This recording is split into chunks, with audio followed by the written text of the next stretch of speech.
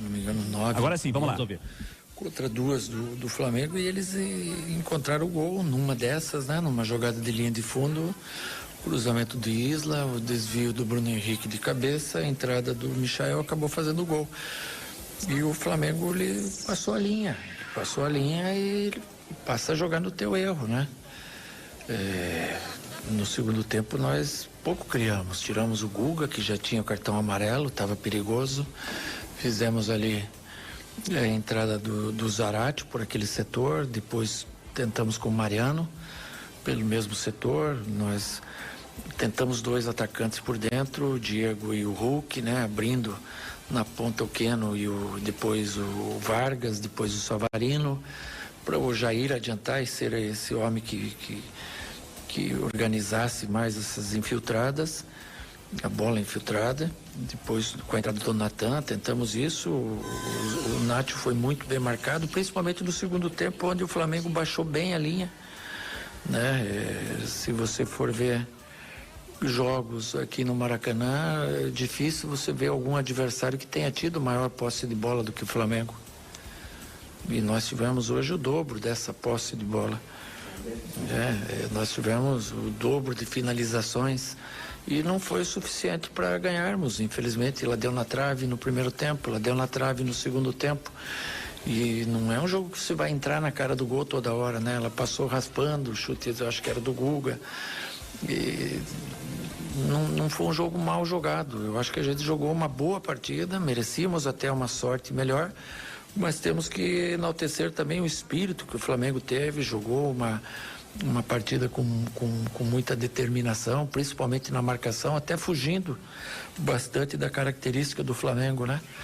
E no futebol o que importa mais de tudo é o resultado. Então eles, nesse aspecto aí, estão de parabéns, porque fizeram um gol e nós não fizemos nenhum, mesmo tendo maior volume de jogo.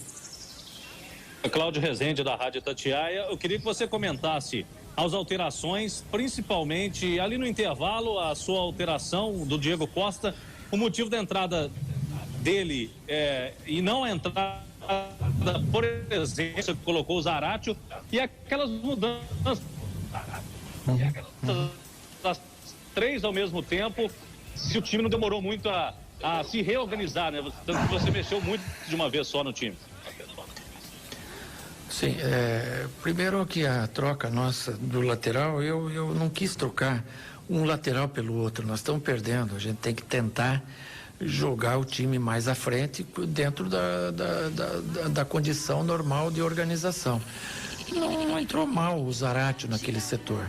As trocas que a gente fez depois, a saída do Keno, teve um probleminha, e a saída e a entrada do Vargas com o Savarino, para nós ganharmos profundidade, ganharmos agudez. Eles estavam bem fechados, com 2 atacantes e o Hulk vindo de trás. Então nós ficamos com o Alan, o Jair e o Hulk, porque o Flamengo estava muito recuado. O Nacho, quando ele vinha na armação, ele vinha também numa segunda função aqui, então eu poderia ter deixado o Nacho, tirado de repente o Jair ou um outro, mas eu não vejo que isso tenha sido uma questão fundamental para que perdêssemos, até porque depois pusemos o Natan também para fazer essa armação, né? São ideias que você tem, mexidas que você faz, que não acabou combinando com o gol. Se acaba a bola do Arana entrando, você empata e vira o jogo, elas são boas mexidas. Como não houve essa mudança no placar, aí elas passam a não ser as boas mexidas, o que é natural.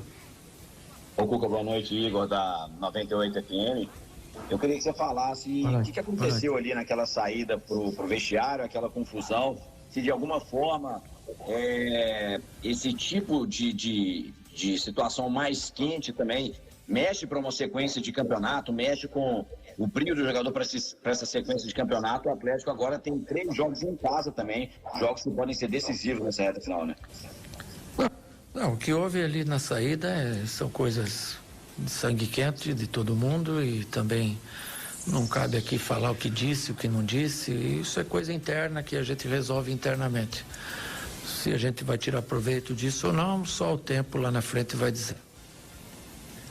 Boa noite, Cuca. Pedro Abílio, da Rádio Super do Jornal Tempo, insistindo um pouquinho nesse assunto ainda, com relação ao nervosismo Você sentiu também que houve nervosismo de alguma forma? Isso influenciou, principalmente no início do jogo? Deu para perceber em alguns momentos, não sei para quem, mas você pedindo calma para os jogadores. Queria que você falasse sobre isso.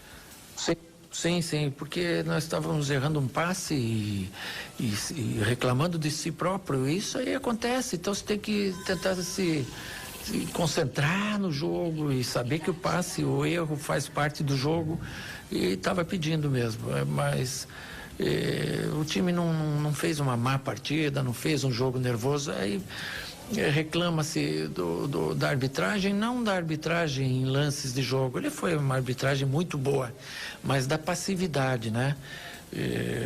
O goleiro cai 2, 3 vezes, você acresce o tempo, tudo bem, mas você esfria jogo. Você está naquele ímpeto, bola na trave, vai, escanteio, vem, você esfria o jogo. Não adianta você dar 2 minutos no fim, porque dos 7 final, se você cronometrar, não tem a metade, não anda. Então foi nesse aspecto que os jogadores ficaram nervosos em campo, pela passividade da arbitragem em cima da cera que o Flamengo fez. Foi só isso. Agora, eles estão no direito deles, né? Tinham o resultado e fizeram por onde merecer. E administraram dessa forma. Eu não sou contra, cada um tem a sua maneira. Eu mesmo já fiz diversas vezes do mesmo jeito, então a gente não tem que chorar nada.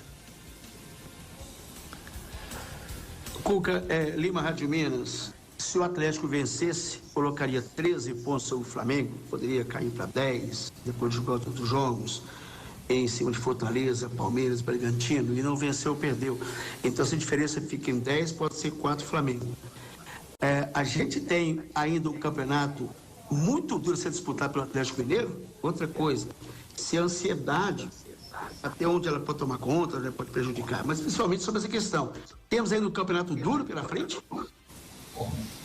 Mas que dúvida, muito duro pela frente. Mesmo que você tivesse ganho, ainda teria um campeonato não tão duro, mas com a derrota tem um campeonato difícil, que são hoje 10 pontos e podem virar 4. Desde que o Flamengo vença o Atlético Paranaense lá e o Grêmio lá, que hoje lutam lá na parte de baixo. Então não sei se é mais difícil jogar com quem luta pela parte de baixo ou pela parte de cima. São jogos difíceis. Vamos ver a próxima rodada, o término da próxima rodada, se a gente também faz por onde ter a nossa vitória, que é outro jogo duríssimo que a gente tem em casa, e depois ver o que acontece. Agora continuamos líder, sabendo que derrotas fazem parte da competição. Hoje era um jogo decisivo e nós perdemos um jogo decisivo, mas jogamos bem, na minha ótica. Fizemos um jogo na maior parte do tempo com controle do jogo. Lógico que no final você vai dar um ou outro contra-ataque, como aconteceu no lance do Rodinei ou num outro lance, mas no geral nós tivemos o controle do jogo e o Flamengo soube administrar bem a vantagem que teve. Cuca, olá a todos, Nelson Rafael da Rádio Eldorado.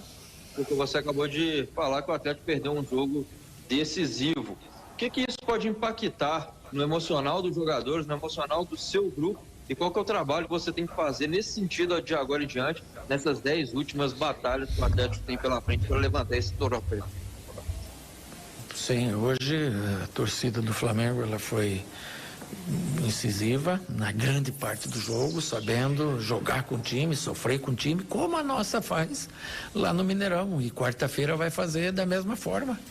Então ela é o nosso carro-chefe, é ela que nos direciona, é ela que nos incentiva, é ela que quer tanto esse título junto com a gente. Ninguém está satisfeito, mas faz parte do jogo. Vamos levantar a guarda, porque quarta-feira tem mais. E o que eu nem falei, luto no futebol é um dia,